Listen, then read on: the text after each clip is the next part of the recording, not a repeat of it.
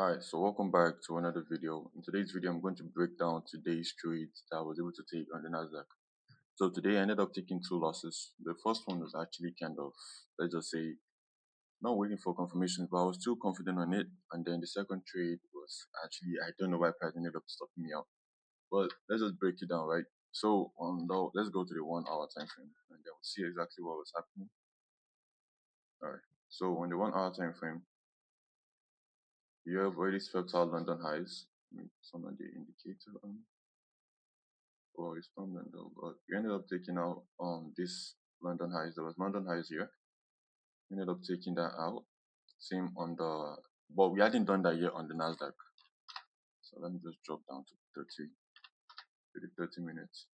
And here, as you can see, we're already taking out London highs at that time. So when market opened, I expected price to take out London highs. While the S&P doesn't do that, then we look for SMT to the downside. Well, I wasn't really minding the fact that we were still bullish on the day. Well, we had this clean equal lows here, which I was looking at the draw on liquidity just beneath this 830 open. We also had this New York open, which was beneath us. So I was kind of expecting to see price drop to the downside, right? Now, what happened here?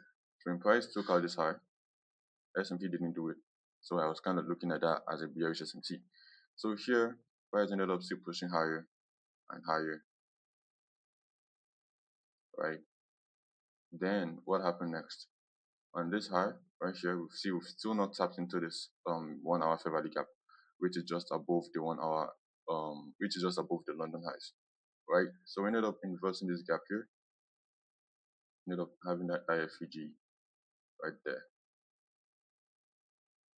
right? So after having the IFVG, I saw this candle here. Now what I wanted to see price do was to go above the consequent encroachment of this bullish fair value gap. And as soon as I saw the consequent encroachment, this gap, this candle going below the consequent encroachment here, I ended up taking my sell trade right here. Well, I know I would have waited for more confirmations, which means that I would have waited for this candle to close below the fair value gap before actually taking the trade, right? So I took that sell trade right there with my stops at those highs.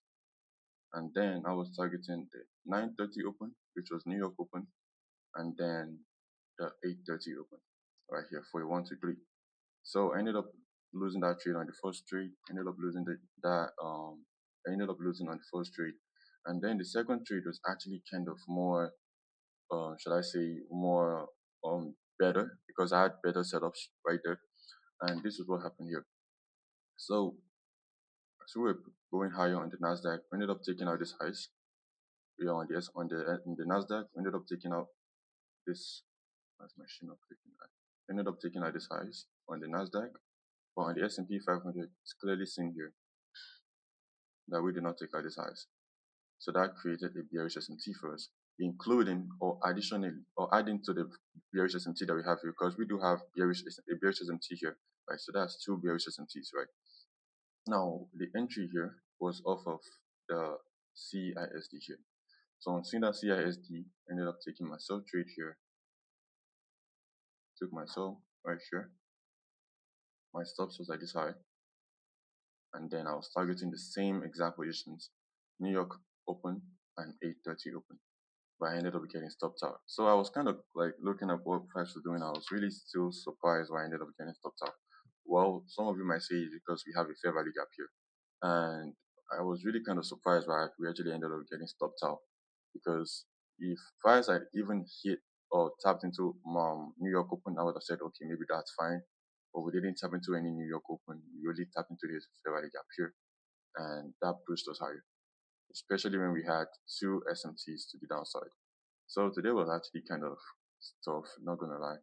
But yo, it is what it is, man. Two losses. That's a bad way to start the week. But yo, it is what it is again. Let's just see what happens this week or by the end of this month. And I'm still down for this month, not gonna lie. But yeah, like I said, it is what it is.